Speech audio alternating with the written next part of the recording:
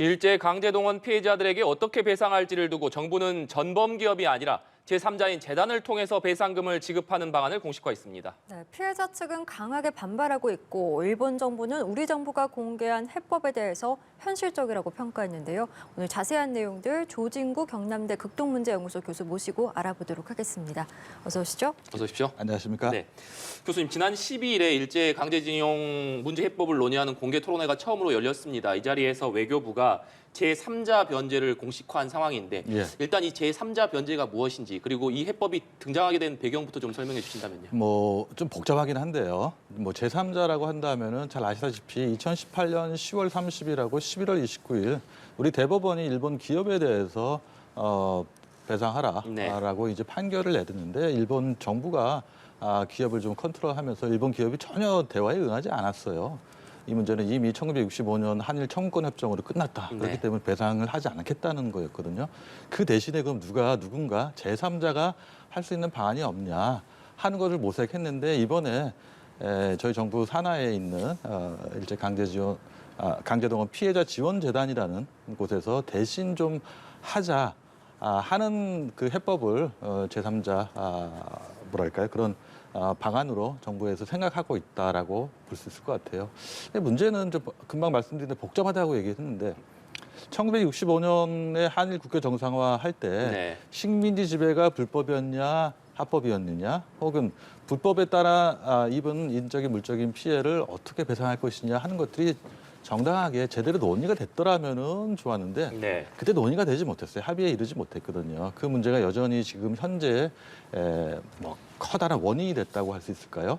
거기에 근본적인 그 원인이 있다고 생각이 돼요. 네, 말씀해 주신 것처럼 제3자 변제라는 것이 이제 일본 기업 대신에 일제 강제동원 피해자 지원재단이 한국 기업 등의 기부금을 받아서 배상하는 방식인 건데 우리 정부도 그렇고 일본도 그렇고 가장 현실적인 대안이다라는 반응을 내놓고 있습니다. 그에 대한 평가는 좀 어떻게 보십니까? 일본 정부의 입장은 명확하게 드러난 건 없어요. 근데 우리 정부의 입장에서 보면 그날 공개 토론회에서 재단 이사장이 심규선 이사장님께서 그런 말씀을 하셨어요. 이제 불가능한 최선보다 가능한 차선을 택하고 있는 것이 아니냐, 우리 정부가 이런 얘기를 했어요.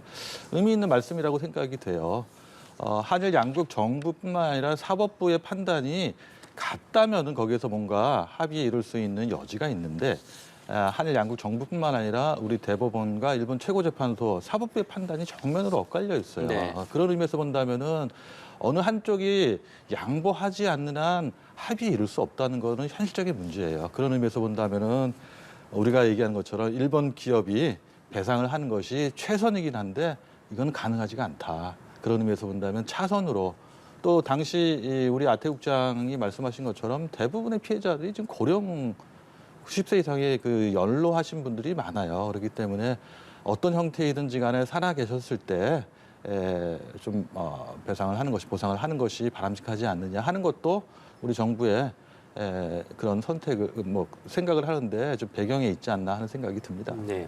정부로서는 현실적인 선택을 했다라고 볼 수 있겠습니다만 역시 중요한 것은 피해자들이 이것을 수용하느냐 여부일 텐데 이 정부안이 공개된 이후에 피해자 단체에서는 강하게 반발하고 있는 상황 아닙니까? 이 때문에 정부에서 한일 관계 개선에 우선순위를 두다 보니까 이런 절차가 조금 미비했던 것 아니냐, 설득하는 절차가 조금 미비했던 것 아니냐 이런 비판들도 좀 나오고 있는 상황이거든요. 물론 있습니다. 저는 피해자와 지원단체 혹은 변호인 측에서 가장 많이 요구했던 것은 결국 대화를 통해서 일본 기업들과 문제를 좀 해결하고 싶다 하는 것을 여러 차례 전달을 했는데 일본 기업에서 응하지 않았다는 데 문제가 있습니다. 그리고 본질적으로 이 문제는 민사재판이기 때문에 일본 기업의 이 판단에 따라서 배상을 할 것이냐 하지 않을 것이냐에 따라서 문제가 해결될 가능성이 있었는데 일본 정부는 1965년 한일 청구권 협정으로 이미 완전하게 또 최종적으로 해결이 되었기 때문에 다시 일본 기업이 할 필요가 없다는 거였거든요. 일본 기업도 그런 일본 정부의 입장을 존중했던 거고 그런 측면에 그 어려움이 있어요. 그렇기 때문에 저는 현실적인 차원에서 본다면 일본 기업이 조금 더 우리 그 피해자들하고 대화할 수 있는 여지를 좀 더 써야 하는데 하고 싶어도 또 어떻게 보면 또 일본 기업에 대해서 일본 정부가 관리를 했다고 할까요? 그런 측면이 있어서 그런 어려움을 고려한다 하더라도 피해자 입장에서 본다면은 정말 기업으로부터 진심 어린 사과를 받고 네. 기업이 배상해 주는 거를 원했을 텐데 현실적인 문제로 본다면은 사실상 실현 가능성은 매우 낮다 하는 게 정말 어려운 문제라고 생각합니다. 예, 알겠습니다. 이번에 열린 공개 토론회가 이제 처음으로 열린 거였고, 근데 이곳에서 이제 일부 피해자들이 아무래도 항의를 하면서 토론회가 중단이 되기도 했었는데, 일단 외교부에서는 지금 피고 기업의 자금 출연을 먼저 요구할 수 없기 때문에 창의적인 해법이 필요하다 이렇게 주장을 하고는 있습니다. 좀 결과적으로 어떤 해법이 있을 수 글쎄요, 있을까요? 그 창의적인 해법이 있었으면 좋았는데 창의적인 해법이라는 게 있었으면 문제가 여기까지 오지는 않았을 거예요. 또 거슬러 올라가 본다면은 우리 대법원의 판결이 2018년 10월과 11월에 확정이 됐지만 이미 또 거슬러 올라가면 2012년 5월 달에 대법원이 판결을 내린 적이 있어요. 네. 그렇기 때문에 그 전후로 양국 정부가 좀 많이 고민을 하고 했더라면은 이 문제를 어떻게 해결하기 위해서 지금처럼 의사소통을 하고 협의를 했더라면 좋았을 것이지만 그런 과정이 없었고 또 그렇게 했다 하더라도 아까 말씀드린 대로 양국 정부의 입장이 본질적으로 차이가 있기 때문에 평행선을 긋는 입장을 조율하기는 쉽지가 않았을 겁니다. 네. 이런 가운데 일본 언론에서는 이런 보도가 나왔습니다. 한국 재단이 대신 낸 배상금의 반환을 피고 일본 기업에 요구하는 구상권을 포기할 경우에 뜻이 있는 일본 기업들이 이 재단에 기부하는 것을 용인하는 방안이 일본 정부 내에서 부상하고 있다. 이런 보도가 나왔던데 이건 어떤 그렇죠. 의미라고 봐야겠습니까? 결국 이제 구상권을 청구해서 그게 응할 것이냐 응하지 않을 것이냐 하는 문제는 대법원의 판결이 궁극적으로 실행이 옮겨지지 않느냐 문제를 판단할 수 있는 근거가 되거든요. 네. 일본 정부나 기업의 입장에서 본다면 이 문제는 1965년 6월에 한일 청구권 협정으로 이미 해결이 되었기 때문에 다시 손을 댈 필요가 없다는 거예요. 그렇기 때문에 적어도 구상권을 청구하지 않는다는 그런 전제가 돼야 하고 다만 이 문제가 인도적인 차원에서 보면 뭔가 성의 있는 표시를 할 필요가 있다. 거기에는 아까 말씀드린 일본 제철이나 미쓰비시 중공업 같은 일본의 기업뿐만 네. 아니라 다른 한국과 밀접한 관련이 있는 그런 일본의 기업들도 또 자발적으로 한일 관계의 미래지향적인 한일 관계를 위해서 자발적으로 기부금을 낼 수 있고 그런 차원에서 본다면은 가능하다 이런 얘기일 수는 있겠지만 결국 돌이켜 본다면 우리 입장에서 보면 그걸 받아들일 것이냐 피해자 입장에서 본다면 그걸 받아들일 수 있는 게 아니냐고 하면 그렇지 않다는 거죠. 예, 참 복잡한 문제고 우리 정부가 이렇게 강제징용 배상 문제 해결 방안에 대한 방향을 제시하자 기시다 후미오 일본 총리가 한일 관계 개선 의지를 좀 재차 드러내고 있는 것 같습니다. 최근에 미국을 방문해서는 가능한 한 신속히 현안을 해결하겠다 이렇게 강조하기도 했는데 이 따라서 좀 긍정적인 이런 발언들을 내놓는 배경은 뭐라고 봐야 될까요? 표면적으로는 긍정적인 반응 같지만 실질적으로 본다면은 지금까지 일본 정부의 입장은 변한 게 없어요. 1965년에 국교 정상화할 때 이후에 구축된 한일 관계를 정상적으로 돌리기 위해서 좀 비정상적인 상태에 있는데 노력을 해달라는 게 기본적으로 한국 정부가 노력을 해달라는 거거든요. 그리고 각급에서 정상회담도 있었고 장관급 회담도 있었고 국장급 회담도 있지 않았습니까? 그 논의 과정에서 전향적인 모습을 보인 것이 아니라 네. 계속 지속적으로 자신들의 입장을 우리 측에 전달했을 뿐이지 그러한 한국의 노력에 대해서 어떻게 대응하겠다 하는 것을 보여준 것 같지는 않아요. 네.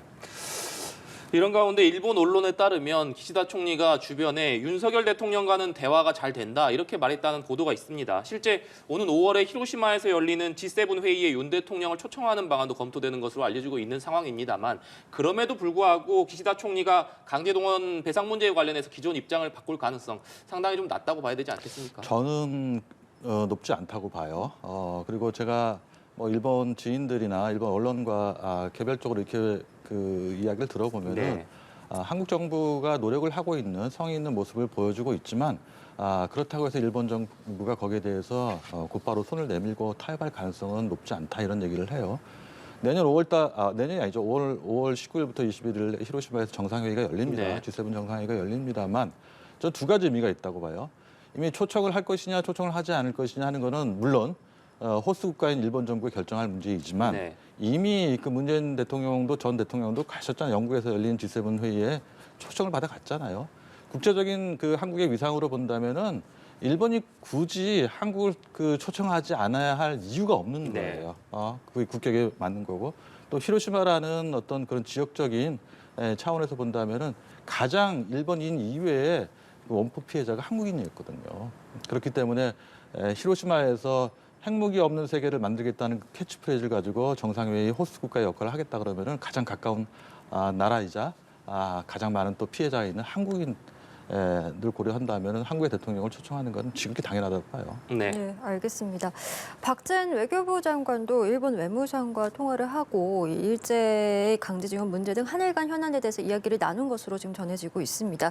제3자 변이제 이 추진과 함께 우리가 계속해서 일본에게 지속적으로 요구하는 게 이제 성의 있는 호응 조치인데 여기서 이 통화 내용에서 좀 그런 부분에 대해서 일본이 답을 줬을지도 좀 관심이 모아지는 것 같습니다. 저는 기본적으로 없었을 거라고 생각이 들어요. 기존에 기시다 총리나 하야시 외상의 발언을 종합해 보면은 기존의 일본 정부의 입장을 전달하는 수준에 그쳤다고 봐요. 그리고 한국 정부가 노력을 하는 거에 대해서 평가를 한다. 그렇지만 결국 아까 국내에서 한국 정부가 하고 있는 이 방안을 국민들이 얼마나 수용할 수 있는지 그걸 보고 최종적으로 판단할 것이라는 생각이 들어요. 그런데 5월 달까지 그런 합의를 이룰 수 있을지는 저는 조금 기대하기 어렵다 하는 생각이 들어요. 네.